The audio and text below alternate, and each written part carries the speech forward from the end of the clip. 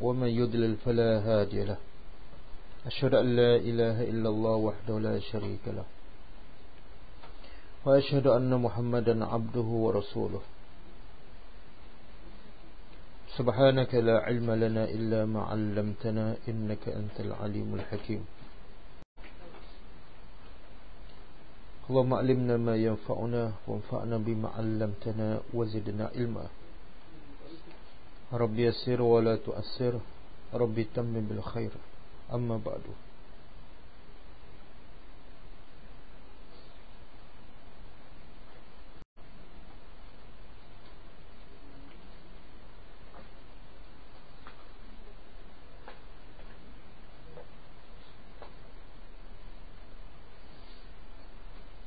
Ayat 114. A'udzubillahi minasyaitonirrajim. Wa man azlam mimman mana'a masajidallahi an yuzkara fiha ismuhu wa sa'a fi kharabiha. Ulaika ma kana lahum an yadkhuluha illa khaifin. Lahum fid dunya khizyun wa lahum fil akhirati 'adzabun 'adzim. Cuba tengok terjemahan dia.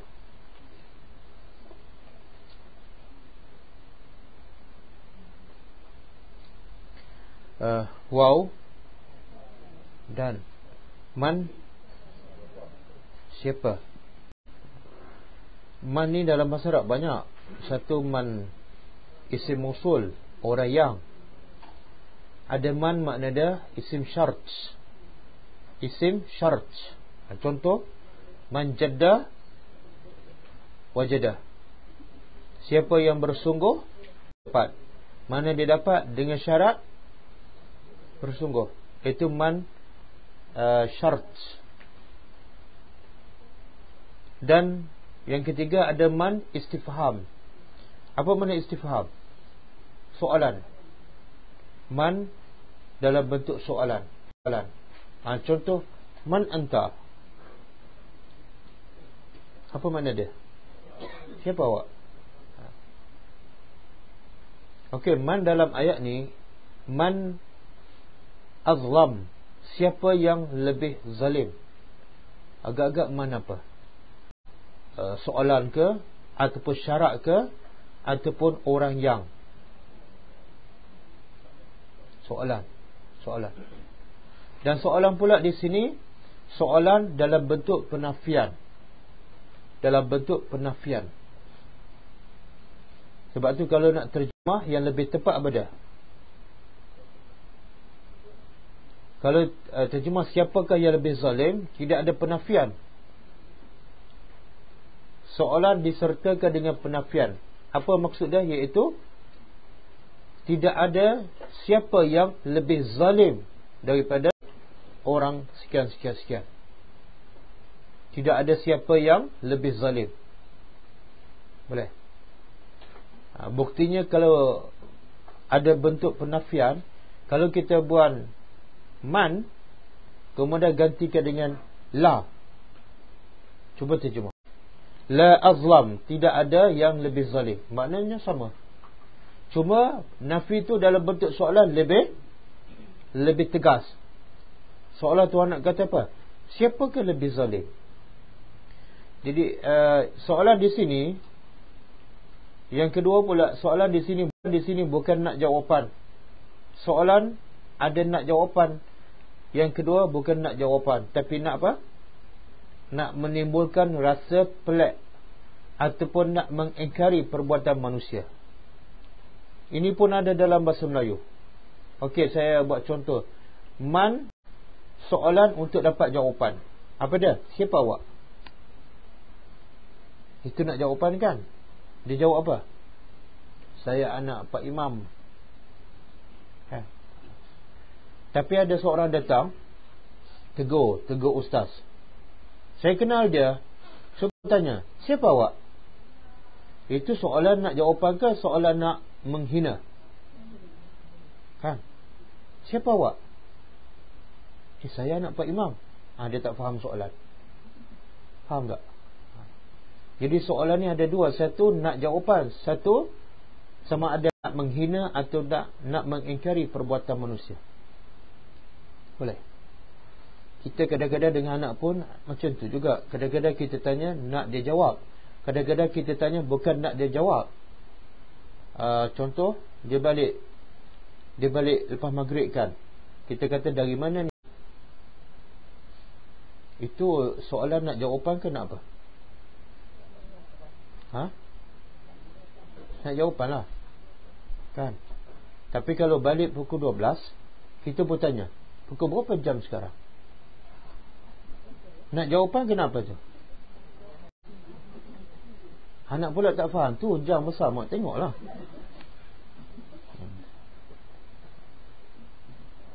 Okey. Jadi soalan dalam Al-Quran, Tuhan tak pernah nak jawapan. Kenapa? Tuhan Maha mengetahui. Jadi biasa soalan dalam Al-Quran ialah soalan nak perli, nak menghina, nak mengingkari perbuatan manusia. Okey. Wa man azlam. Siapakah yang azlam? Kalau zalim, zalimlah. Kalau azlam, paling zalim. Siapa yang lebih zalim? Min, man. Dua perkataan. Min, dari, man, orang yang.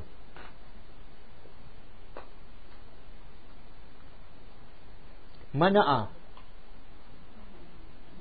Mana'a apa dah? Menghalang.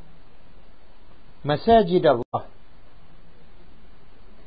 Kita biasa dengar masjid. Sekarang masajid. Apa beza dia?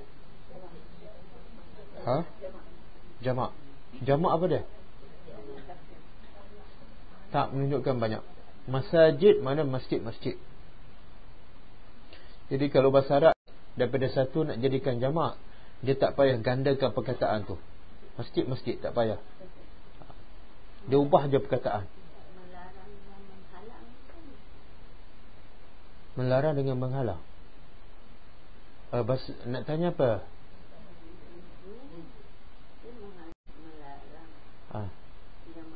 Okey, melarang dengan menghalang. Dua-dua bahasa Melayu. Kita orang Melayu kan? Apa beza? Saya larang awak, saya halang awak. Beza tak?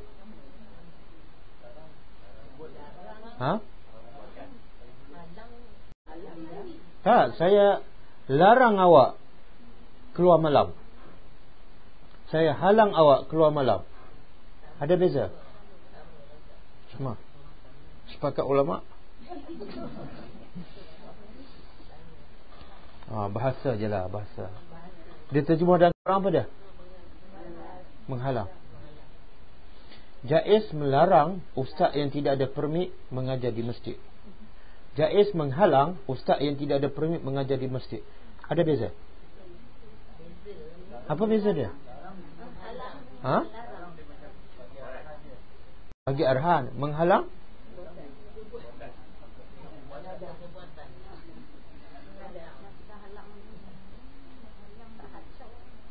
Tapi akhirnya maksud samalah. Sama-sama tak boleh kan? Sama-sama tak boleh. Masa belajar BM dulu tak ada tanya macam ni.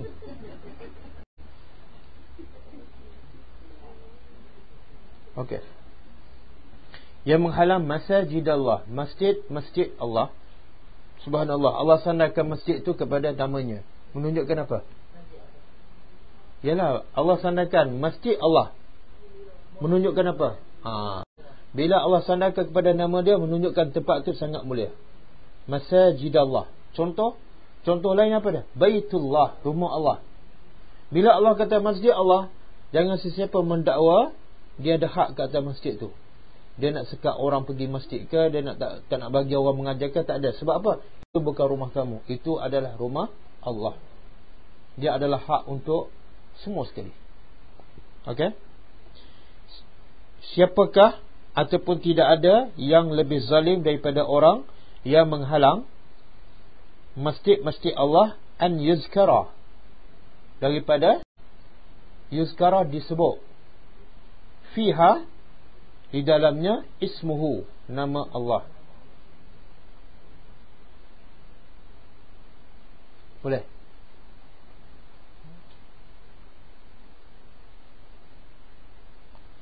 Apa maksud ayat ni? Ayat ini ikut sebab nuzulnya, antaranya disebut oleh ulama, turun kepada orang musyrikin yang menghalang Nabi dan para sahabat daripada beribadat di masjid di Mekah. Dan ada ulama mengatakan tak, ayat ini sebenarnya umum kepada semua manusia yang menghalang orang ramai daripada manusia pergi ke masjid. Ataupun lebih umum, siapa saja yang menghalang manusia daripada berzikir pada Allah, sama ada di masjid ataupun di mana-mana. Maka Tuhan nak bagi tahu, inilah orang yang lebih zalim, yang paling zalim. Bila Tuhan sebut paling zalim, mana kejahatan tu ada peringkat tak? Ada tahap-tahap tak? Adalah, sebab tu Tuhan kata paling zalim. Bila ada paling zalim, ada yang kurang zalim. Ada yang zalim dia sikit je. Merompak, mencuri, rasuah, berzina, minum arak, membunuh, menghalang manusia daripada berzikir. Antara semua jenayah ni, yang mana paling zalim? Yang mana paling zalim? Mencuri, merompak, rasuah, membunuh, berzina. Yang keenam, dia menghalang orang daripada pergi masjid. Yang mana paling zalim? Tapi orang tak nampak kan? Orang tak nampak. Sebab tu Tuhan buat dalam bentuk soalan. Siapa? Siapa? Tuhan bukan jawapan. Tuhan nak bagi tahu, tidak ada orang yang lebih zalim daripada manusia yang menghalang orang lain daripada pergi ke masjid ataupun daripada berzikir kepada Allah. Itulah manusia yang paling-paling zalim. Boleh?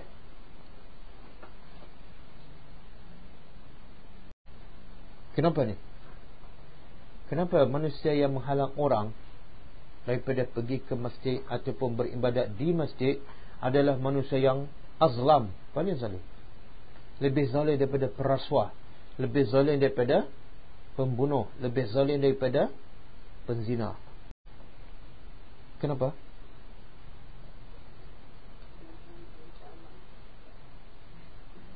Sebab apa?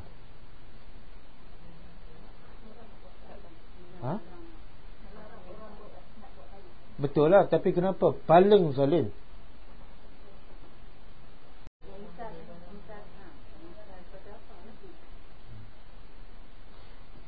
Apa ni? Bapa yang bunuh anak, dengan bapa tak bagi anak dia pergi masjid. Siapa yang paling zalim? Bila tu? Sekarang kan? Sebelum ni kita cakap yang mana zalim? Bunuh anak. Kenapa? Kenapa yang halang anak pergi masjid lebih zalim daripada bapa yang bunuh anak? Tak, kenapa? Belum dapat jawapan. Kenapa yang tu paling zalim? Dia bukan bunuh anak, dia tak bagi anak pergi masjid je. Bahkan anak dia duduk di rumah, dia bagi segala-gala kemudahan, dengan pakaian yang mewah, makanan yang lazat, telefon yang mahal, cuma tak bagi pergi masjid je. Yang tu pula bunuh. Tiba-tiba yang tak bagi anak pergi masjid paling zalim daripada yang membunuh. Kenapa? Bunuh? Habis bunuh tak mengingkari.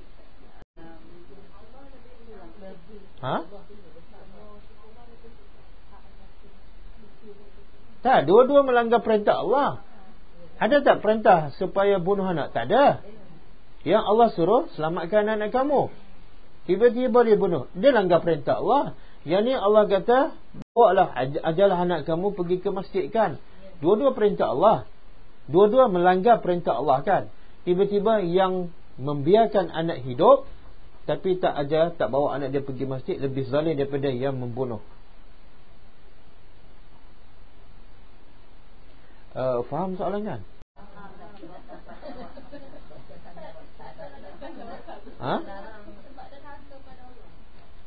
Dua-dua derhaka, yang bunuh pun derhaka. Semua dua-dua zalim. Wassalam. Soalan dia, kenapa yang membiarkan anak hidup tapi tak benarkan anak pergi masjid? Paling zalim. Itu soalan dia. Bunuh mati yang tu tak mati. Kenapa? Sepatut yang paling zalim yang matilah, sampai anak tak boleh hidup.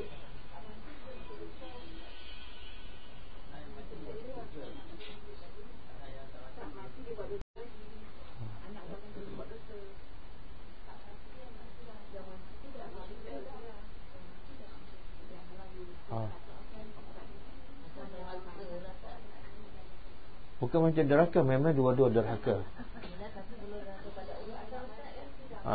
Okey. Bagus, itulah tadabbur kan. Mana sebelum ni kita pernah fikir, kenapa ya nak faham ayat Quran? Tak pernah fikir kan? Yang kita biasa fikir apa dia? Kenapa aku tak naik pangkat? Kenapa aku hidup susah je? Tapi fikir nak faham ayat Allah jarang. Betul tak?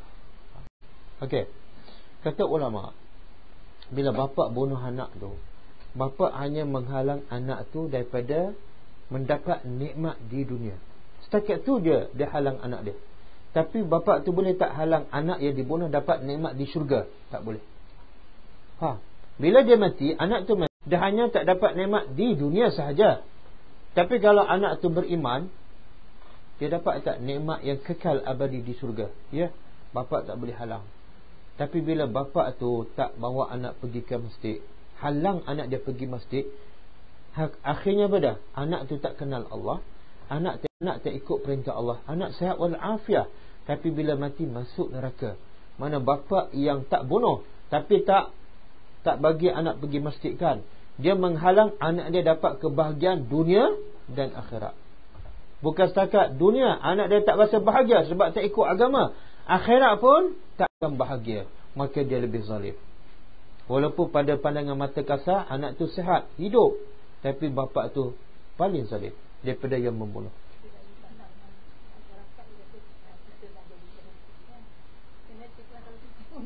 Fanatik macam mana? Macam ada orang yang tak mengikut agama, seolah-olah agama dia betul-betul dia tanya sikit kan. Dia rasa macam ialah orang yang tak faham. Orang yang tak faham. Kalau ikutkan cerita tadi, tak bapak dia rasa derhaka pada Allah. Dua-dua derhaka. Itu yang Tuhan nak beritahu ni. Bila kita halang manusia pergi ke masjid, dan masjid pula rumah Allah, dan biasanya masjidlah tempat kita kenal Allah, tempat kita belajar agama, tempat kita cinta Allah, kita beribadat, tiba-tiba tak boleh pergi, maka manusia itu akan celaka dunia dan akhirat walaupun dia hidup. Tapi kalau anak tu pergi masjid, dia kenal Allah, tiba-tiba dibunuh oleh bapa, tak ada masalah. Mati tetap mati, tapi dia kenal Allah, dia ikut perintah Allah, mati dia akan masuk syurga, tak ada masalah. Dia hanya tak dapat kecap nikmat di dunia je. Boleh? Sebab itulah kita, Islam ni bukan solat saja, Islam bukan puasa saja, Islam bukan korban saja. Islam juga ialah cara berfikir mesti sama dengan Quran. Cara berfikir mesti sama dengan Quran. Kita solat ikut Quran, puasa ikut Quran, korban ikut Quran, tapi cara berfikir kita kata apa? Bapa yang bunuh anak paling zalim. Yang mak bapak tak ajar anak, tak bawa anak pergi masjid, kita tak kata pun zalim. Betul tak? Bahkan anak dia yang tak pernah pergi masjid berjaya pula dapat 9A, kita kata apa? Kita puji pula kan. Ya Allah, bagusnya anak dia, macam mana dia buat? Padahal anak dia tak pernah pergi masjid pun. Boleh? Kita puji tak? Kita tanya pula resipi, Kak buat macam mana anak semua 9A? Sepatut kita kata apa? Wa man azlamu mimman mana'a masajidallah. Baca ayat ni. Betul tak? Hanya dia buka aurat, semua dapat 9A, tapi semua buka aurat, kita puji pula, sedangkan Tuhan kata itulah yang paling zalim. Boleh? Bukan kita nak kata dia paling zalim, tak. Betulkan dulu cara berfikir, ikut Al-Quran, biar sama dengan Al-Quran. Boleh?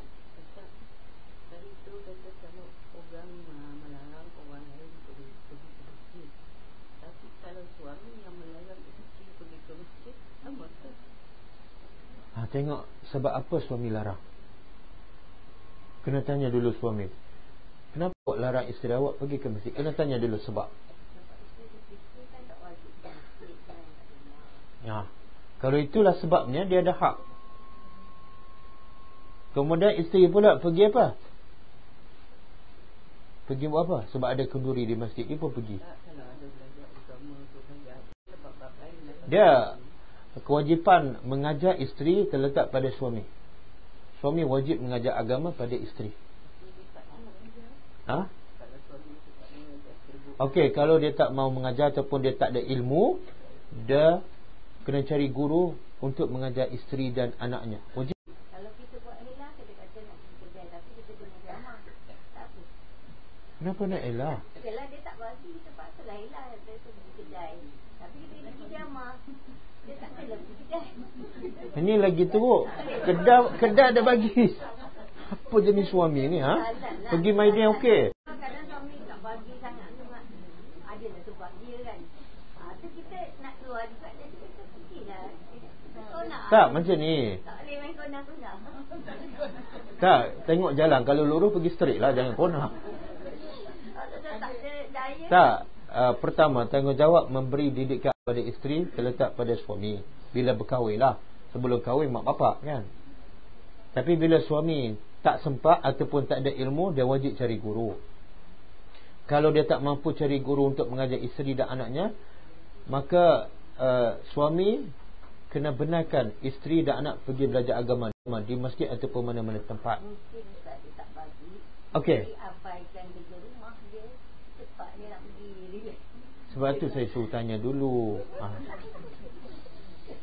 Kalau suami tak benarkan juga isteri pergi belajar agama di masjid, sedangkan isteri jahil agama, ketika itu isteri boleh keluar tanpa izin suami. Sebab apa? Sebab dia keluar tu melaksanakan perintah Allah. Bila perintah Allah bertemu dengan perintah suami, perintah Allah pergi belajar agama. Belajar agama adalah wajib ke atas setiap individu, lelaki dan perempuan. Perintah suami apa dah? Jangan keluar rumah. Bila bertemu dengan perintah Allah, kena tinggal perintah suami, utamakan perintah Allah. Tapi syarat,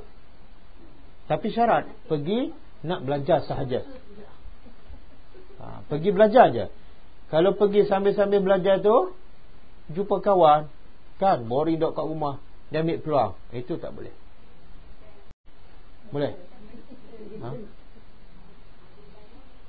Kadang-kadang macam kita sekarang kan kuliah kan banyak. Ada doa yang kuliah dah 4 tahun. Cukup kan jadi mana seminggu tu. Maknanya kalau kuliah tu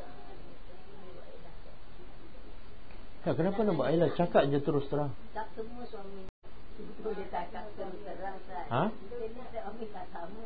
Tak semua yang boleh cakap terus terang. Ada yang kita terpaksa selindung asalkan kita dapat dari ilmu. Boleh bagi contoh tak? Selindung macam Ustaz bayangkan diri Ustaz. Sebab susah saya nak cakap, tak tahu kan dia selindung macam mana. Kita ni bukanlah Bukan lelaki. Macam Ustaz okey lah dengan isteri Ustaz. Yang kita dapat suami yang kurang sikit pak agama kan. Jadi adalah benda-benda yang dia tak suka, kita keluar mesti dia nak suruh kita buat sesuatu ke. Itulah. Tapi kita elak juga kita nak. Ya sebenarnya ilmu yang paling penting dalam hidup kita apa dia? Fardu ain, ma'rifatullah, kena Allah. Kalau benda yang asal kita dah kena Allah, kemudian fardu ain pun kita tahu dan agama kita insya-Allah sempurna, maka ilmu yang lain tu tak wajib, jadi jatuh sunat. Jadi kalau suami tak benarkan, alasan apa dah? Kamu dah tahu kan asal agama, kamu dah kena Allah, solat pun dah okey, puasa pun dah okey, tutup aurat pun dah okey, kamu nak apa lagi? Kalau betul nak belajar yang lain, nanti saya beli CD. Tengoklah TV, tanyalah ustaz. Kan? Kita tak boleh keluar lah. Tak boleh keluar lah. Sebab benda asal dah ada. Kan? Tengok nak juga. Takkan nak duduk dalam rumah. Tengok.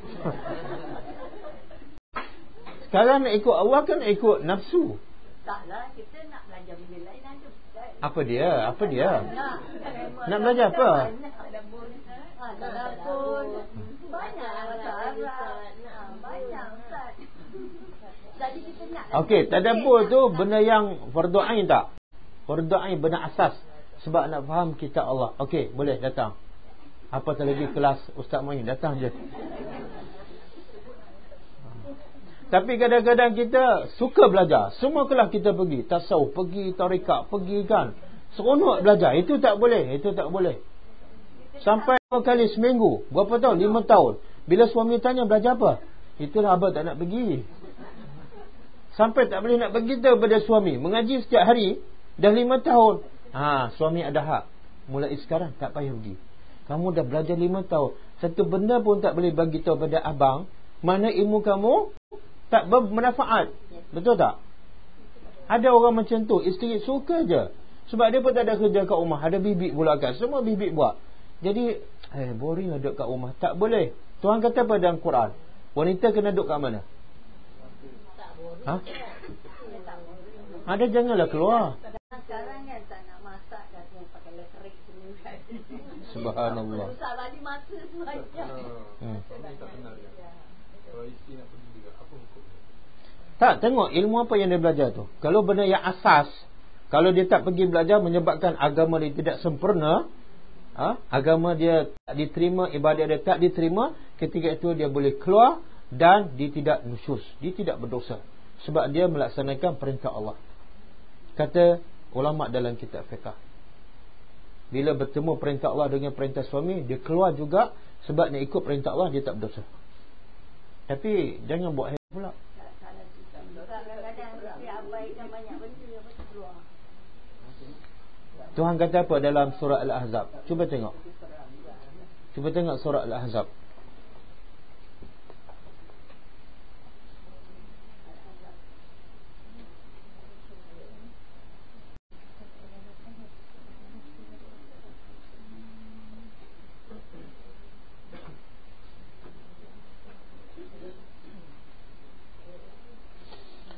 Ayat 33. 33. Surah 33 ayat 33. Ingat ayat ni ya. Yang suka boring duduk kat rumah, ingat ayat. Surah 33 ayat 33. 33.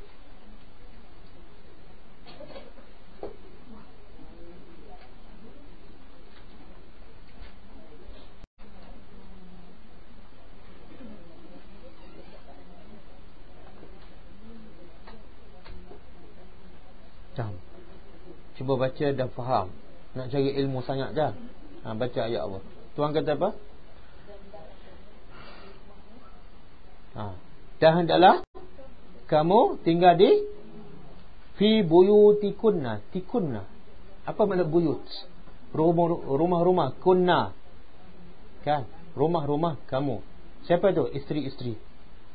Dan wala tabarrajna tabarrujal jahiliyatil ula.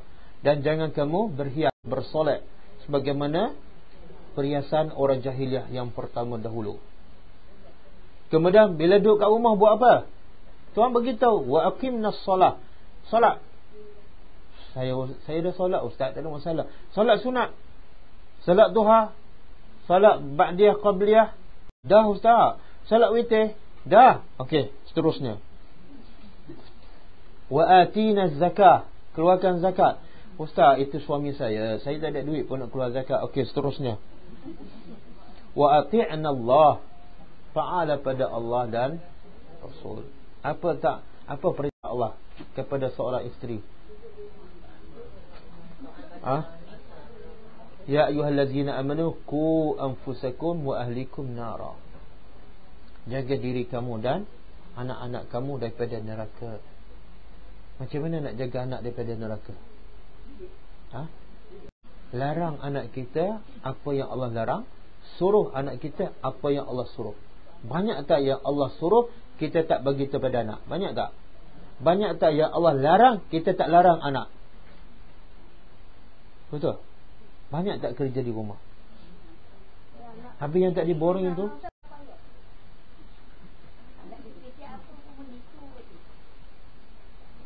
itulah belajar lewat sangat. Apa lagi? Innama yuridullah. Kenapa ni kena duduk kat rumah? Kenapa kena dirikan solat? Kenapa kena taat Allah dan Rasul? Taat Allah. Macam mana nak taat Allah? Kena tahulah perintah Allah dalam Al-Quran. Kalau tak tahu perintah, macam mana nak taat? Nak taat Rasul, macam mana nak taat Rasul? Kena belajar sunnah Nabi, kena belajar hadis. Pergilah belajar hadis. Selain daripada tu, macam tasawuf apa semua, tinggalkan dulu. Belajar hadis dulu. Kadang-kadang kita belajar tasawuf nak bersihkan hati, tapi tak ada hadis.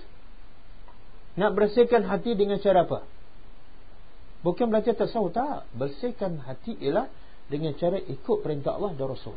Selagi kita tak tahu perintah Allah, selagi tak tahu sunnah Nabi, hati kita tak akan bersih.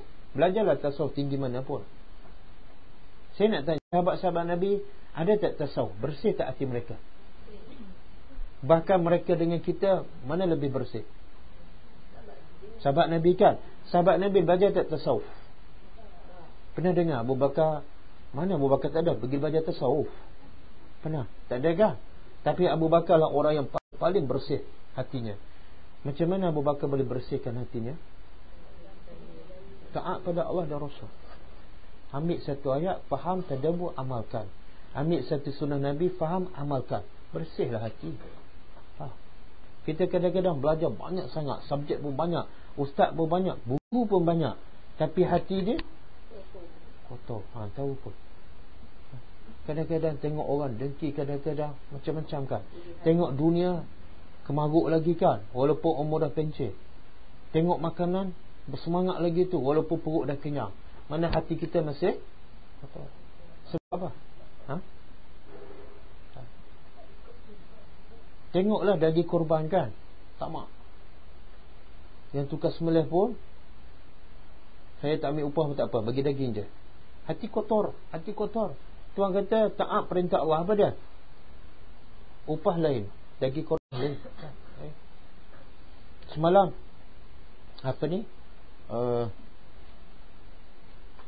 saya beritahu pada pelajar saya sebelum ni, dia termasuk AJK pengurusan penyembelihan korban di Masjid Bukit Jelutong. Saya kata sunnah Nabi, bila sembelih kambing ataupun lembu, jangan bagi tengok kambing lain ataupun lembu lain. Tengok. Kenapa? Sebab Nabi kata, bila dia tengok kawan dia disembelih, maka dia akan mati 2 kali. Kambing, lembu ada perasaan. Bila dia tengok, ya Allah, kita nak tengok lembu disembelih pun rasa kesian je, walaupun kita tak disembelih. Ini lembu, tengok kawan dia disembelih, dia pula akan disembelih 2 kali mati. Nabi kata tutup, jangan bagi dia tengok. Saya cakap pada pelajar saya, bagi tahulah, sebab awak ni salah seorang AJK kan. Dia pun bagi tahulah pada imam satu. Ustaz, setahu saya lah sebaik-baiknya kalau kita sembelih, tutuplah daripada pandangan binatang-binatang yang lain. Apa imam tu jawab? Sunat je, tengok hati. Sunat je. Nabi kata jangan bagi kawan tu tengok. Tengok hati Nabi. Hati Nabi apa dia tu? Rahmat kepada binatang. Walaupun binatang tu nak disembelih, apa masalah, bagilah. Biar dia sedih ke apa, tak apa, sebab dia nak mati. Tak, jangan. Bahkan Nabi kata kalau nak sembelih, bagi pisau tu betul-betul tajam. Kenapa? Takut dia terseksa. Tengok hati Nabi. Punyalah kesian walaupun kepada binatang yang nak disembelih, yang akan mati, Nabi masih kesian. Hati tu. Kita kadang-kadang belajar tasawuf, tapi cakap dengan suami, cakap dengan anak kasar. Tadi tidak ada rasa rahmat kan? Betul tak? Kalau nak marah, keluar. Yalah, tunjuk garang. Anak tak pernah takut pun. Betul? Luqman, Allah ajar kita cara nak sebut pada anak, ya bunayya. Kita susah nak keluar tu, betul tak? Susah. Ya bunayya, susah. Tambah-tambah ketika marah. Itu menunjukkan apa? Hati kita keras. Hati kita keras. Tapi belajar tasawuf, dah berapa kita habis? Berapa ustaz kan? Sebab tu saya nak ulang sekali lagi, kalau betul nak lembutkan hati, kalau betul nak bersihkan hati, bukan belajar tasawuf. Belajar tadabbur Al-Quran, belajarlah sunnah Nabi. Buatlah. Orang yang paling bersih hati Nabi, Rasulullah. Sampai binatang tak disembelih pun Nabi kata kesianlah pada dia. Walaupun Nabi tahu dia akan disembelih, dia akan mati, tapi semasa dia hidup, pastikan dia tidak disakiti. Tajamkan betul pisau tu. Jangan sampai tumpu 3 kali potongkan, tak putus. Jangan. Itu kepada binatang. Betul? Okey. Apa lagi kerja wanita di rumah?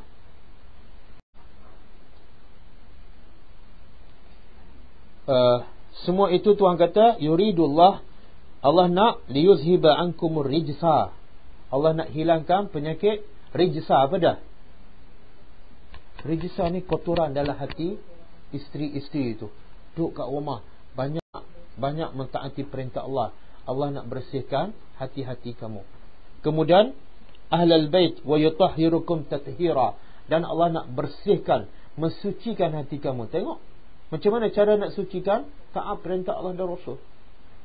Lepas tu, ustaz, semua saya dah buat. Okey, seterusnya 34. Apa dia? Wazkurna ma yutla fi buyutikunna min ayatillah wal hikmah. Apa dia? Ha? Apa tu? Apa tu? Baca ayat Allah. Baca apa yang Allah turunkan. Baca di mana ni? Tengok, wanita-wanita suka baca Quran di mana? Di masjid. Tak ikut perintah Allah. Sebab tu hati tak bersih.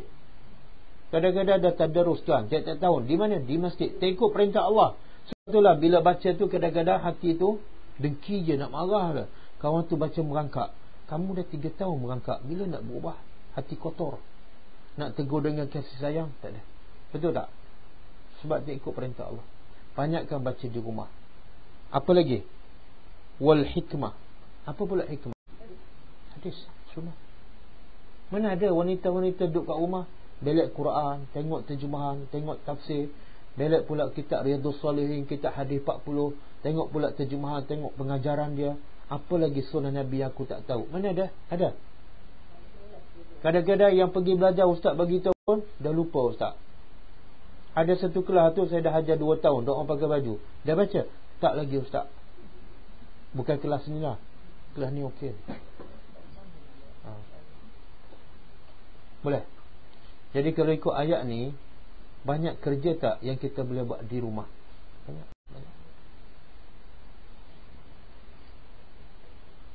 Okey. Kita balik pada surah Baqarah.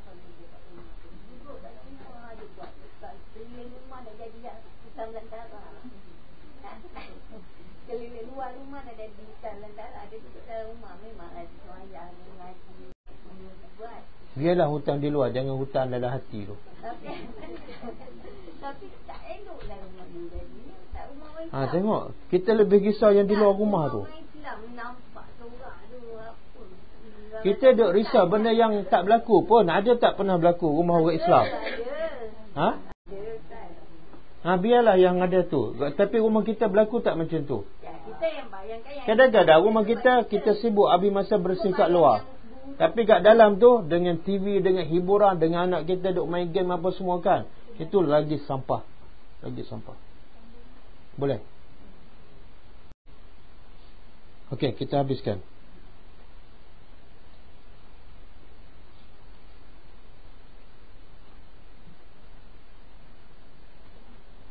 Ayat 114. Wa sa'a fi kharabiha, dan sa'a apa dia? Berusaha. Kalau orang pergi haji, antara Safa dan Marwah dia panggil apa? Sa'i. Daripada perkataan ni lah.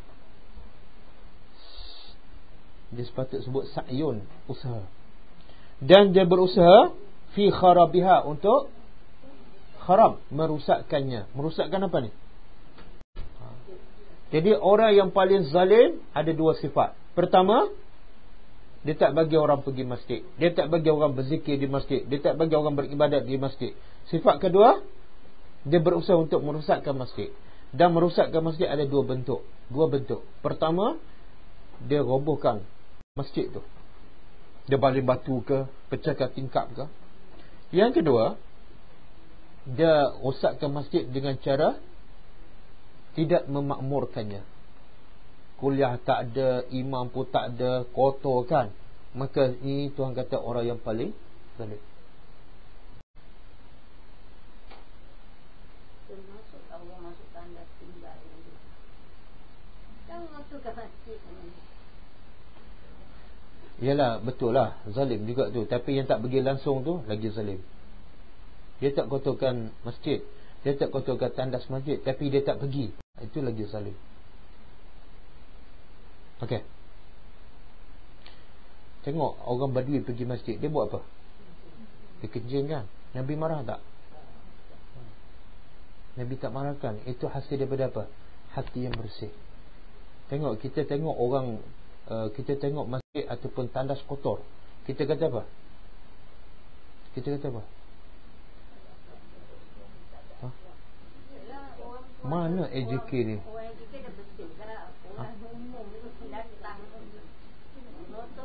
Tak, kita tu kalau kita hati bersih, tengok tanda kotor, kita buat apa? Oh, ini alhamdulillah, ini peluang untuk aku dapat pahala ni. Jangan fikir siapa yang buat, aku nak cari sampai lubang cacing, siapa ni? Ini peluang untuk aku dapat pahala ni. Tama-tama orang tak tahu, lagi besar pahala dia. Pergi masjid cuci, pergi masjid cuci. Ini pergi masjid kutuk, pergi masjid kutuk. Bersih tak hati? Ustaz letih lah. Masjid tiap hari kotor Ustaz. Okey. Wasa'a fi kharabiyah, dua maksud. Pertama, dia roboh ataupun rosakkan dari segi fizikal bangunannya. Yang kedua, dia tidak memakmurkan masjid. Dia tak pergi masjid. Termasuklah, bila semua tak pergi masjid, apa jadi pada masjid? Mati. Ulaika, orang yang ada dua sifat ni, Allah kata pertama pada zalim. Yang kedua balasannya, ulaika ma kana lahum. Itulah orang-orang yang ma kana lahum, tidak patut bagi mereka an yadkhuluha, mereka memasuki masjid illa khaifin, melainkan dalam keadaan takut. Apa maksud dia?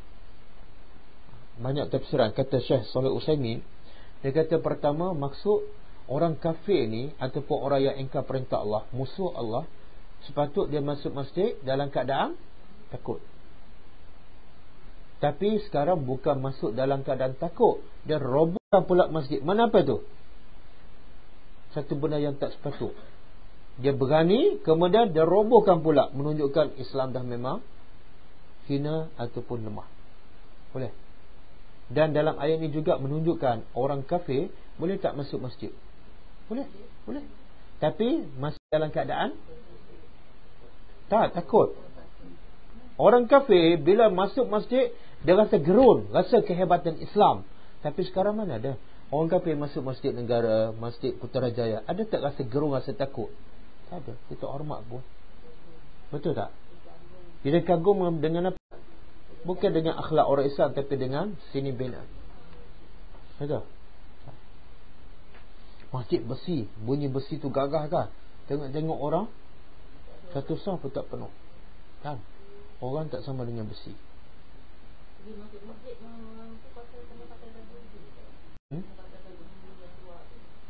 Bersopan lah, bukannya wajib. Bersopan. Sebab itu rumah Allah kan. Orang kafir kita suruh tutup, orang Islam dah tutup, tapi di luar buka. Orang kafir tak apalah, dia tak tutup pun sebab dia kafir. Tapi orang Islam ni kenapa buka? Tadi baru kamu sembah Allah kan, baru je sujud kepada Allah, tiba-tiba keluar je masjid, buka terus. Itu lagi teruk. Jangan tengok pada orang kafir, sebab dia memang kafir. Tapi tengoklah pada orang Islam yang kufur kepada Allah. Bila kamu mengatakan kamu beriman, tak sepatut kamu kufur. Okey. Maksud kedua, mereka tidak patut masuk ke dalam masjid kecuali dalam keadaan takut. Maksud kedua, Tuhan nak bagi tahu berita gembira.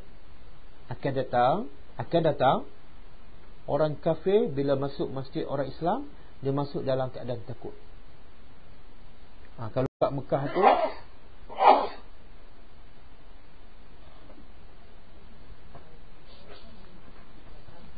sebut alhamdulillah, yarhamkallah. Okey. Jadi masa kat Mekah, orang kafir, Nabi tengah sujud pun dia buat apa pada Nabi?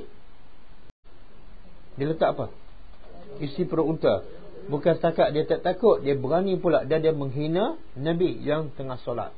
Tapi bila Nabi bina negeri Islam di Madinah, orang kafir pergi ke Masjid Nabawi dalam keadaan takut. Ini maksud ayat ni.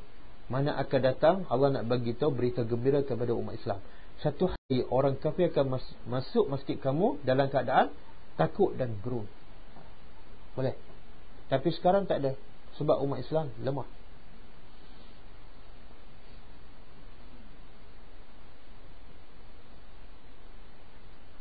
Okay. Kemudian lahum, apa balasan orang ni? Dia kata ulama, termasuklah orang yang halang manusia pergi ke masjid ataupun berzikir, termasuklah mak bapak ni. Mak bapak dia tak halang, tapi secara tak langsung dia menghalang anak dia pergi ke masjid. Macam mana tu? Dia tak kata, nak, kamu jangan pergi masjid. Dia tak kata. Tapi secara tak langsung dia tak membenarkan anaknya pergi masjid. Pertama sekali, dia tak pernah ajak anak dia pergi masjid. Dia tak pernah bawa anak dia pergi ke masjid. Dan dia tak pernah sebut pun kelebihan pergi ke masjid. Sampai anak dia sikit pun tak minat pergi masjid. Itu termasuklah mak bapak yang menghalang anak pergi ke masjid. Pergi kedai dia bawa anak, pergi sekolah, pergi tuition, setiap hari dia sanggup hantar. Tapi masjid tak pernah hantar. Maka hasilnya pada anak memang tak minat langsung pergi masjid. Hasil daripada didikan mak bapak. Jadi termasuk, bila anak tak suka pergi masjid, apa kesan dia? Apa kesan dia?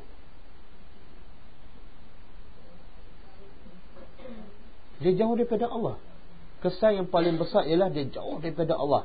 Bila jauh daripada Allah, jauh daripada keberkatan, jauh daripada rahmat, jauh daripada segala kebaikan. Macam mana dia nak kebaikan Allah tapi tak suka pergi rumah Allah? Tak masuk akal. Dia nak gaji orang tu tapi tak pergi ke office, ke pejabat kawan tu. Mana boleh? Kan? Nak rahmat Allah kena pergi ke rumah Allah. Boleh?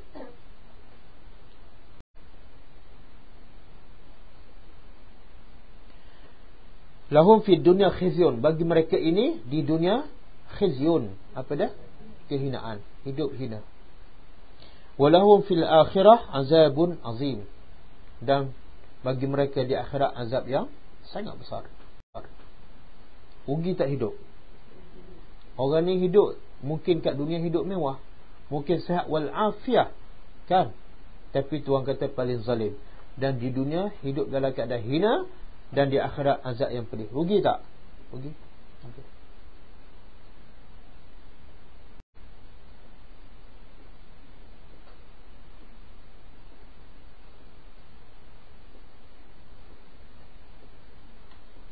Habis. Dalam ayat ni Tuhan ada sebut siapa yang lebih zalim daripada orang yang menghalang rumah Allah, daripada dia sebut ismuhu, namanya. Tuhan tak kata sebut Allah, sebut namanya. Sama juga dengan surah Al-A'la. Apa dia ayat pertama? Sabbihis ma rabbikal a'la. Cuba terjemah. Sucikanlah isma. Isma apa dah? Nama. Tuhan tak kata sabbihis rabbaka, sucikan Tuhan engkau. Tuhan kata sabbihis isma, nama. Kenapa nama? Dalam ayat ini pun sama. Wa man azlamu mimman mana'a masajidallahi an yuzkara ismuhu, namanya. Kenapa nama? Subhanallah. Kita nak boleh kenal Allah, kita nak boleh rasa kebesaran Allah ialah dengan nama-nama Allah 99. Kita sebut Ar-Rahman, kita rasa apa? Ya Allah, sayangnya Allah. Orang buat dosa setiap hari, Allah bagi nikmat setiap hari, kan? Orang engkar syirik pada Allah, Allah panjangkan umur, sayangnya Allah. Bila sebut nama Allah, kita semakin kenal Allah dan semakin cinta Allah. Berbeza dengan sebut Allah saja. Sebab itulah kata ulama, kalau kita berzikir jangan sebut Allah, sebab Allah tu bukan nama, kan? Yang nama Allah 99. Jadi kata ulama, kalau kita berzikir jangan sebut Allah, Allah, Allah. Itu bukan zikir. Kita pun tak rasa apa kan? Allah, Allah, tak rasa apa. Tapi bila sebut Al-Ghaffar, Ar-Rahman, Al-Jabbar, apa lagi? 99 lah. Kita akan bayangkan betapa hebatnya Allah melalui nama-nama dia. Sebab tu Tuhan kata, sucilah dengan menyebut nama Tuhan engkau yang maha Al-A'la, yang maha tinggi.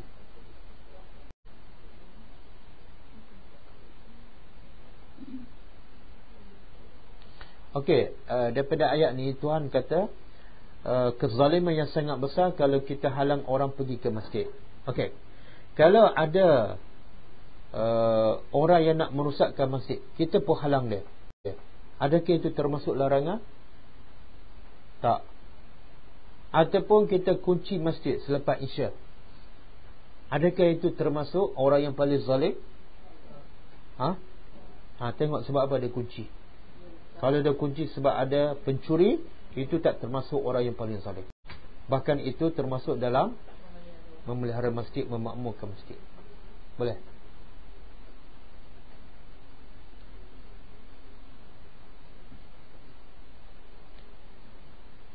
Orang yang tak bagi tauliah untuk mengajar di masjid, termasuk tak orang yang paling zalim? Masuk? Masuk? Masuk. Siapa tu?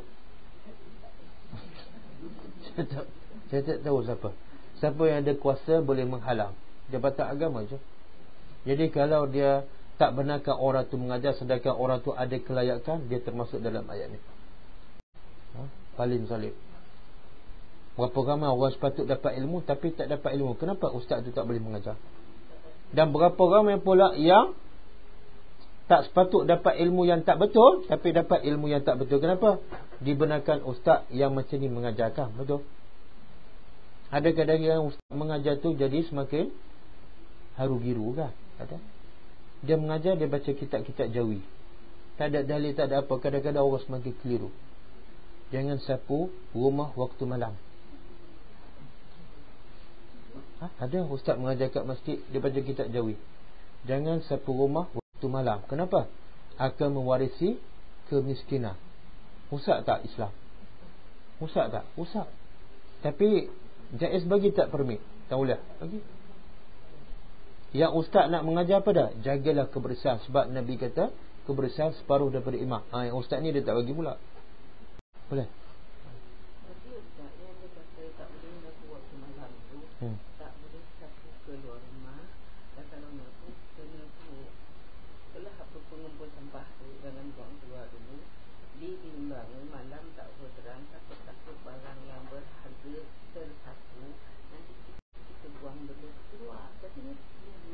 Tak.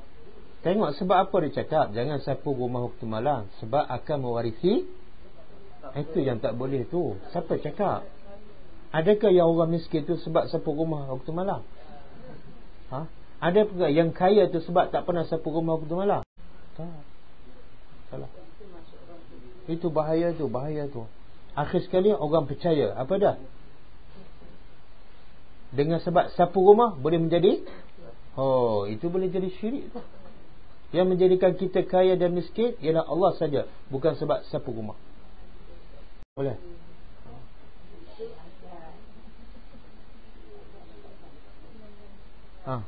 Jangan tidur lepas asar. Tak, tidur lepas masa ceramah tak apa. Dia tak kata tidur masa ceramah jadi gila, tak. Yang dia kata jadi gila apa dah? Tidur lepas asar kan? Subhanallah. Pernah tak tidur lepas asar? Jadi gila tak? Tak betul tu. Kalau kita pernah tidur lepas asar dan okey pun, mana tak betul lah tu. Satu. Yang kedua, bila kita dengar macam tu, kita rasa apa? Rasa Islam.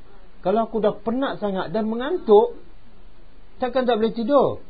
Tak masuk akal kan? Semalam kita bapak kita meninggal, jadi kita tak boleh tidur. Tengah hari pun orang datang, tiba-tiba penat lepas asar tu tertidur. Ya Allah, gila lah aku lepas ni. Tak ada. Tak betul tu.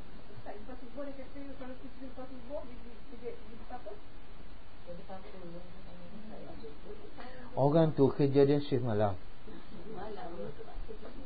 Jadi kalau dia tak tidur lepas subuh, bila dia nak tidur? Lepas subuh. Tak betul. Dia cuma ada satu hadis, barakatu ummati fi bukuriha, keberkatan umatku di waktu pagi. Hadis tu langsung tak menunjukkan tak boleh tidur. Cuma Nabi nak galakkan kita kalau nak bekerja di awal pagi. Sebab apa? Ada keberkatan.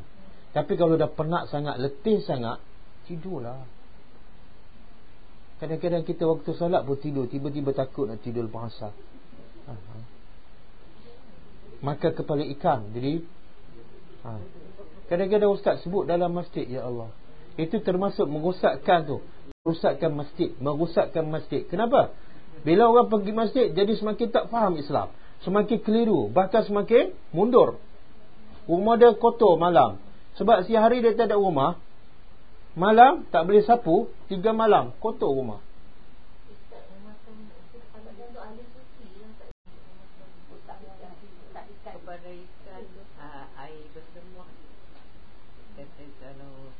Tuhan kata apa? Ya ayyuhallazina amanu kulu min thayyibat. Wahai orang beriman, makanlah benda-benda yang baik. Perintah Allah supaya makan benda yang baik. Kepala ikan baik ke tak? Baik tak? Ada tak kedai kari kepala ikan? Ada. Macam mana dia boleh jual benda yang tak baik? Laku pula tu.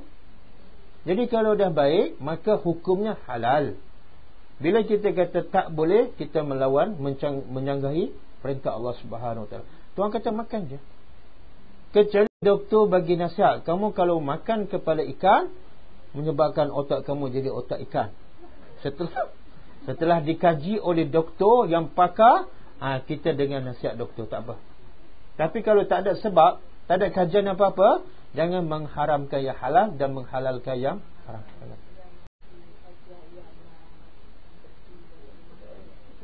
Tak boleh campur makanan laut dengan darat. Semua tak ada dalil. Tak betul. Tak ada dalil. Bercanggah dengan perintah Allah. Allah kata makan yang halal tayyib. Halal tayyib. Udang. Apa dia? Siapa cakap? Siapa cakap? Tak ada dalil. Tak ada dalil. Siapa ada dalil bagi kat saya? Saya dah cek semua. Memang tak ada hadis sahih. Tak boleh gabung antara makanan laut dengan makanan darat. Memang tak ada hadis sahih pun. Dan bercanggah dengan perintah Allah. Allah kata semuanya halal, selagi mana halal dan tayyib. Semua halal. Udang halal tak? Sedap tak? Daging kambing halal tak? Sedap tak? Lepas makan daging kambing, orang bagi udang. Boleh makan?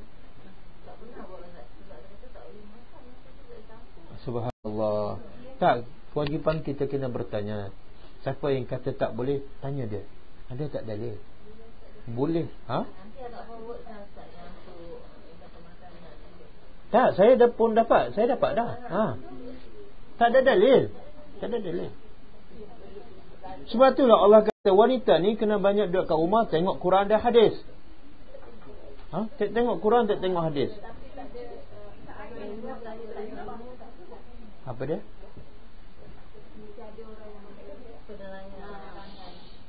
Tak ada. Siapa tak nak, bagi kat saya. Bagi kat saya.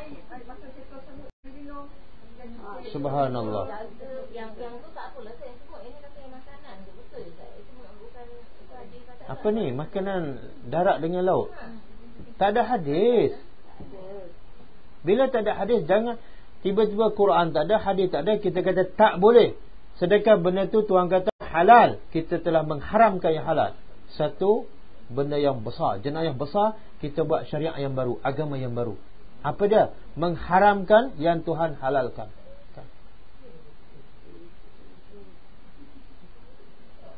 Siapa cakap tu? Ustaz kan?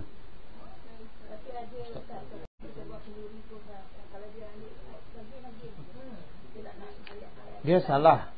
Dia kalau buat tu atas dasar nasihat doktor tak apa. Tapi kalau atas dasar sebab dia faham itu adalah agama, salah. Boleh rusak akidah dia. Boleh rusak. Kenapa? Tuhan halalkan, tiba-tiba dia haramkan. Pernah tak turun ayat Allah tegur Nabi? Allah tegur Nabi. Sebab apa? Nabi mengharamkan yang halal. Pernah tak? Ayat apa? Surah apa? Surah Tahrim. Tuhan tegur Nabi. Nabi makan madu kan? Tiba-tiba sebab isteri dia tak suka, Nabi kata apa? Mulai hari ini aku akan haramkan madu daripada aku. Tuhan turun ayat tegur Nabi. Kenapa Ya ayuhan nabi lima tuharrimu ma ahallallah. Wahai Nabi, kenapa kamu mengharamkan apa yang Allah halalkan? Nabi pun ditegurkan. Jadi jangan memadai-madai kita haramkan yang halal. Surah Tahrim ayat pertama.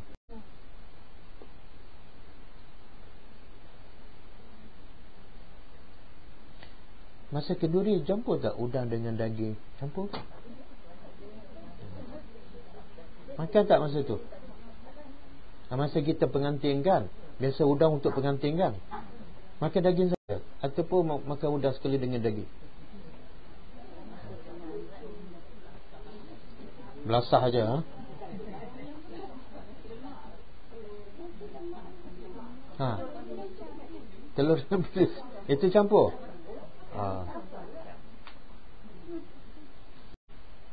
Itu termasuk orang yang merosakkan agama. Apa dia? Dia ajar yang bukan daripada Quran dan hadis, sampai orang beramal dengan yang tak sepatutnya. Okey, habis ha. Walillahi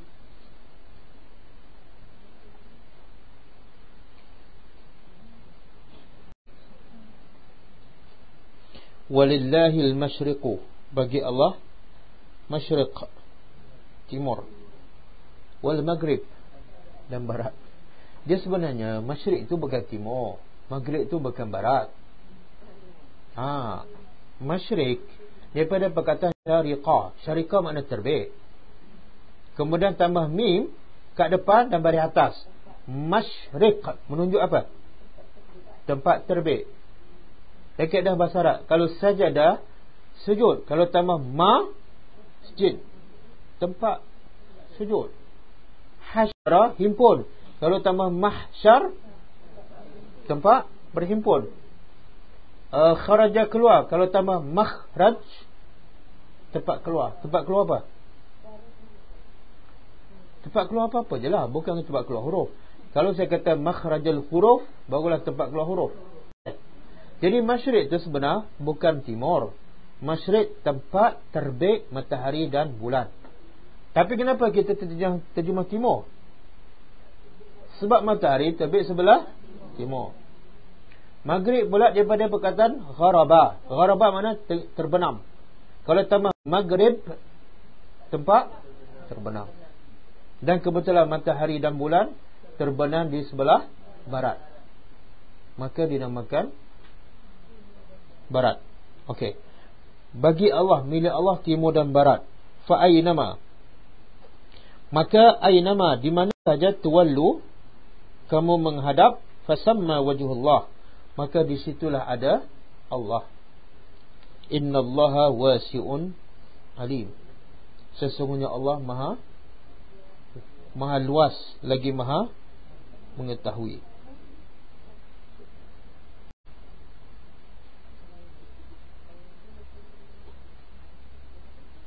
Okey, apa maksud ayat ni? Sebenarnya ayat ni sebagai pembuka ataupun mukaddimah untuk Allah betulkan cara berfikir Bani Israel. Apa dia? Allah nak tukarkan kiblat daripada Baitul Maqdis ke Kaabah. Jadi sebelum Allah nak tukar, Allah nak betulkan cara berfikir. Apa dia? Allah berkuasa untuk menukarkan kiblat ke mana saja. Sebab apa? Sebab milik Allah timur, milik Allah barat, milik Allah utara, milik Allah selatan. Allah bebas, dan manusia tidak ada hak untuk membantah. Sebab nanti kita akan belajar ayat bila Allah tukar je kiblat daripada Baitul Maqdis ke Kaabah, orang Yahudi ingkar, orang Yahudi tak ikut. Sebab apa? Sebab dia rasa itulah tempat nenek moyang mereka, itulah tempat para nabi daripada Bani Israel. Tak sepatut ditukar. Maknanya mereka selama ni ikut kiblat Baitul Maqdis bukan kerana Allah, tapi kerana itu tempat nenek moyang mereka. Allah nak menguji manusia dengan cara tu je. Allah bagi satu perintah ataupun syariat yang tak sesuai dengan nafsu. Allah nak tengok kamu buat selama ni kerana Allah ataupun kerana nafsu. Boleh? Jadi bagi Allah timur dan barat, di mana saja kamu berada, Allah ada. Jadi tak penting kiblat ke mana. Sesungguhnya Allah maha luas lagi maha mengetahui.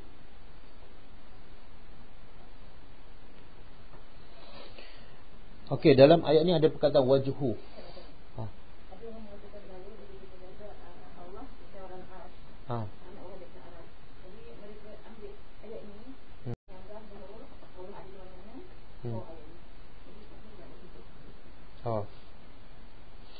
Okey, dalam tafsir ni disebut ulama salaf dan khalaf berbeza tentang maksud wajah dalam ayat ni. Sebahagian mereka mengatakan wajah Allah dalam ayat ini ialah wajah Allah yang benar, yang hakiki, yang sebenar. Allah ada wajah tak? Mula-mula tak ada, betul, wallahu alam. Allah ada wajah tak? Tak berani nak cakap. Siapa yang cakap ni wajah Allah? Siapa yang cakap dalam Allah? Allah diri dia sendiri dia cakap dia ada wajah. Tiba-tiba ada menafikan. Subhanallah. Makna apa tu? Kita lebih tahu tentang Tuhan daripada Tuhan sendiri. Faham tak? Saya kata saya ada wajah. Ustaz tak ada wajah. Awak lebih tahu tentang saya. Ya. Soalan macam tu. Bila Allah kata wajah, wajahlah. Kenapa kita nak tukar pada makna lain? Cuma wajah Allah tak mungkin sama dengan wajah manusia. Walam yakul lahu kufuwan ahad. Laisa kamitslihi syai'un. Tidak ada satu pun sama dengan Allah. Bila sebut wajah, jangan bayangkan wajah macam kita, ada muka, ada mata, ada hidung, ada mulut, ada gigi. Jangan. Sebab Allah laisa kamitslihi syai'un. Tak ada satu pun sama. Boleh? Wajah koala kan? Ada wajah tak? Ada kan? Wajah dia ada. Ada sama tak dengan muka kita? Wajah rumah ada tak? Ada tak 2 biji mata kat rumah tu? Hidung. Bila sebut wajah, bukan mana sama. Tak. Apa dia?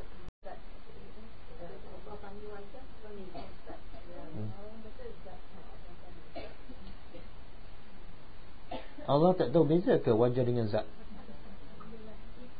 Itu masalah kita tu. Seolah kita rasa kita ni lebih pandai daripada Tuhan. Kita lebih mahir bahasa Arab. Sebab tu istawa kita terjemah perkataan lain. Jadi seolah kita ni lebih pandai bahasa Arab daripada Tuhan. Kalau Tuhan nak maksud istaula, menguasai, Allah bagi dia perkataan istaula. Susah tak Allah nak tukar perkataan istawa kepada istaula? Susah tak? Allah perlu tambahkan apa? Satu huruf je. Istawa tambah istaula. Lam je. Kalau betul Allah nak maksud istaula, Allah tambah dah. Kenapa Allah nak menyusahkan kita? Kemudian Nabi dan para sahabat, mereka tukar tak makna istawa kepada istaula? Dan wajah ni mereka tukar tak kepada zat? Tak ada satu pun. Bawalah hadis sahih ke kata-kata para sahabat yang mereka menukar perkataan dalam Al-Quran? Tak ada. Jadi kalau orang tanya kita, bila kita mati nanti, mungkin Allah tanya kita, kenapa kamu tak tukar perkataan istawa bersemayam kepada menguasai? Kita boleh jawab tak? Boleh? Kita jawab apa? Sebab Nabi tak tukar. Abdullah bin Abbas tak tukar. Semua sahabat tak tukar. Aku nak ikut Nabi. Tapi bila kita tukar, Allah tanya, kenapa kamu tukar? Apa kita nak jawab? Nak jawab apa? Ikut siapa? Kamu masuk dengan ustaz. Masuk dengan ustaz. Subhanallah. Itulah makna beriman kepada Allah dan Rasul. Apa saja Rasul buat, kita ikut. Rasul tak tukar perkataan, kita tak tukar. Sebab itulah Bani Israel, Allah melaknat dia kadang-kadang sebab apa? Dia tukar perkataan. Dia tambah satu huruf je.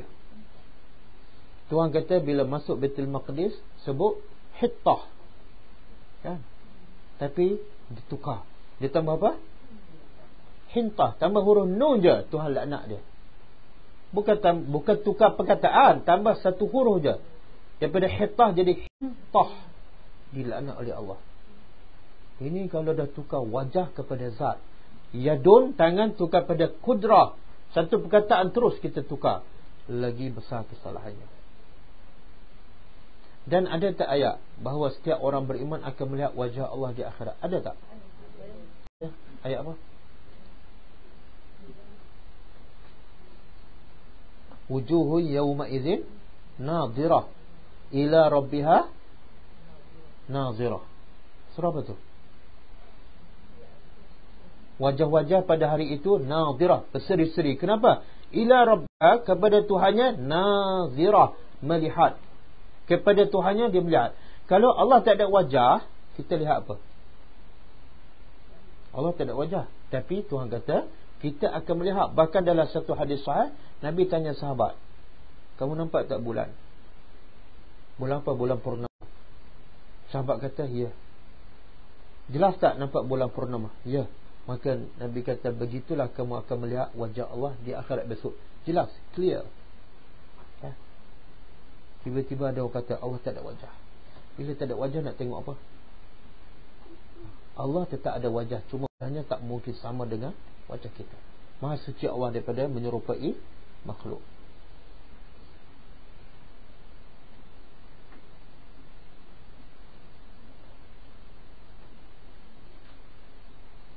Okey. Jadi jawapan dia tadi, pendapat pertama, wajah dalam ayat ni ialah wajah, benar-benar wajah Allah. Pendapat kedua, dia kata bukan wajah, tapi arah. Di mana saja kamu berada, maka Allah akan menghadap kamu, bukan wajah dia. Ada dua pendapat. Tapi kata Syekh Shalih Utsaimin, dia kata pendapat yang paling rajih, pendapat paling tepat berdasarkan tafsir para sahabat ialah jangan tukar. Kalau Allah kata wajah, wajahlah. Allah kata wajah, wajahlah. Kenapa kita nak memandai-mandai menukar perkataan yang Allah dah sebut tentang dirinya? Okey. Habis kalau ayat ni Tuhan kata apa? Di mana saja kamu berada, wajah Allah ada di mana-mana. Macam mana pula? Kita duduk kat Malaysia, ada wajah Allah. Duduk kat Mekah, ada wajah Allah. Berapa wajah pula? Okey, dengar jawapan dia. Nabi pernah memberitahu annallah qibala wajhi musalli. Sesungguhnya Allah qibala, arah wajah orang yang solat. Allah ni sentiasa menghadap wajah orang yang solat. Okey, orang yang solat ramai tak? Dan di merata tempatkan, tapi Allah sentiasa menghadap wajah orang solat. Betul tak? Betul tak? Kan ada satu hadis Nabi kata, bila kamu solat, anggaplah seolah kamu melihat Allah. Kalau tak mampu, yakin dah bahawa Allah melihat kita. Okey. Yang solat satu keadaan, satu masa tu berapa ramai yang solat? Cuba bayangkan 1 bilion manusia solat, tapi semua Allah melihat dia. Macam mana Allah melihat sedangkan Allah satu je? Subhanallah, itulah kuasa Allah. Bila fikir pasal Allah, kita tak boleh nak fikir, akal kita tak masuk. Maka kita kata wallahu alam. Bagaimana cara Allah melihat kita? Allah yang satu melihat beribu, bahkan ratusan ribu orang yang solat di satu masa. Wallahu alam.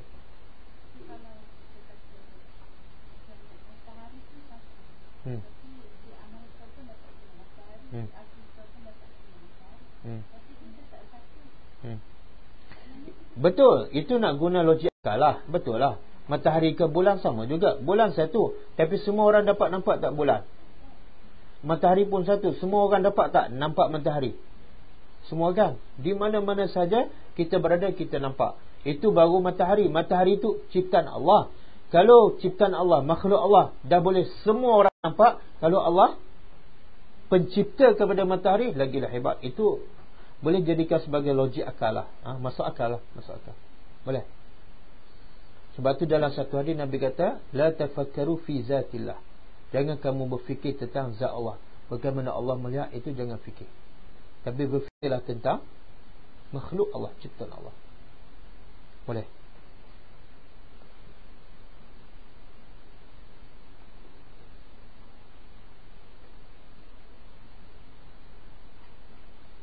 Jadi kesimpulannya dia kata apa? Maksud ayat ni, di mana saja kamu menghadap, kamu kena yakin bahawa kamu sedang menghadap Allah. Di mana saja kamu berada, di Mekah ke, di Jepun ke, di Afrika, di Somalia, kamu kena yakin kamu sedang menghadap Allah dan Allah sedang melihat kamu. Macam mana cara Allah melihat? Wallahu a'lam. Kemudian Allah beritahu, Innallah wasi'un. Allah tu maha luas. Luas apa ni? Luas segala-gala. Ilmunya, kuasanya, pemilikannya meluas. Dan alimun sangat mengetahui.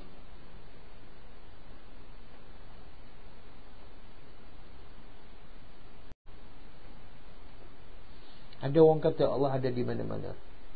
Siapa cakap? Orang. Nabi tak pernah cakap. Sahabat tak pernah cakap. Abu Bakar tak pernah cakap. Habis siapa yang cakap tu? Allah ada di mana-mana. Orang. Jadi kita nak terima yang mana? Nabi tak cakap ataupun yang orang cakap? Kemudian kalau kita kata kita terima kenyataan Allah ada di mana-mana, orang akan persoalkan, habis tempat-tempat kotor tu Allah ada? Ada tak? Takkan Allah ada tempat kotor? Maha suci Allah. Tak adalah ustaz, tempat kotor tak ada. Tadi kamu kata Allah ada di mana-mana. Faham tak? Jadi bila kita buat kenyataan yang bukan daripada Quran, bukan daripada hadis, jadi kita keliru dan menyebabkan orang tak faham. Tadi kata Allah ada di mana-mana. Habis tempat kotor ada tak? Tak adalah. Habis duduk mana? Tempat bersih. Kalau betul, betulkan ayat. Allah ada di mana-mana kecuali. Kena ada kecuali. Tapi kenyataan dia, Allah mawjud fi kulli makan. Allah ada di semua tempat. Satu lagi, banyak ayat Quran menunjukkan Allah menurunkan Al-Quran, kan? Allah menurunkan Al-Quran. Bila Allah turunkan Al-Quran, mana Allah duduk kat mana? Tempat tinggi.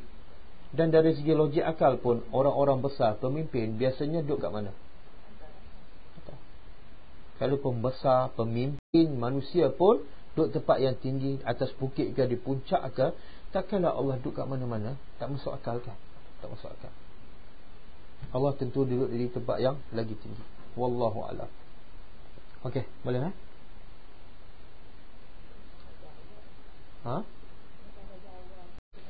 kena pandai jawab. Kalau tak pandai jawab, lebih baik dia. Lebih baik dia. Kadang-kadang orang macam ni buang masa je bertengkar. Buang masa je. Kalau kita yakin kepada Allah dan Rasul, terimalah apa yang Nabi cakap, terimalah apa yang sahabat cakap. Itulah yang terbaik. Siapa lebih tahu, Ustaz ke Nabi dan para sahabat?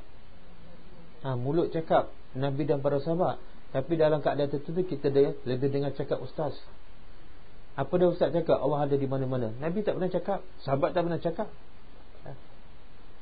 Okey, boleh Ada soalan tak?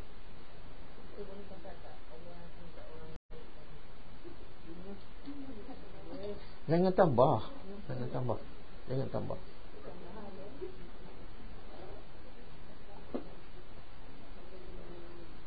Allah bercakap tak dengan iblis? Musuh nombor satu Allah ialah iblis. Tapi Allah bercakap tak dengan musuh dia? Cakap. Apa Tuhan kata kepada iblis? Bila iblis tak sujud, Tuhan tanya iblis, ma mana'aka alla tasjuda lima amartu. Apa yang menghalang engkau ni?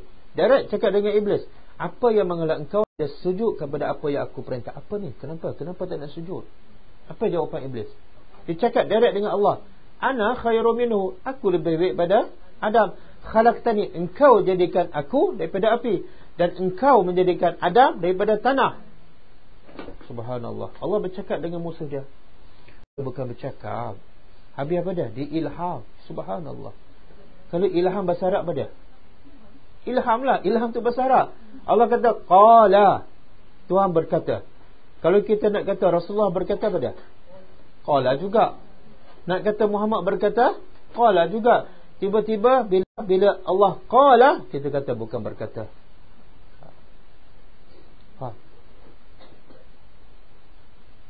Okey, ada soalan lain?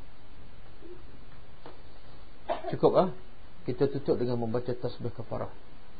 Subhanakallahumma wa bihamdika asyhadu an la ilaha illa anta astaghfiruka wa atubu ilaik. Assalamualaikum warahmatullahi wabarakatuh.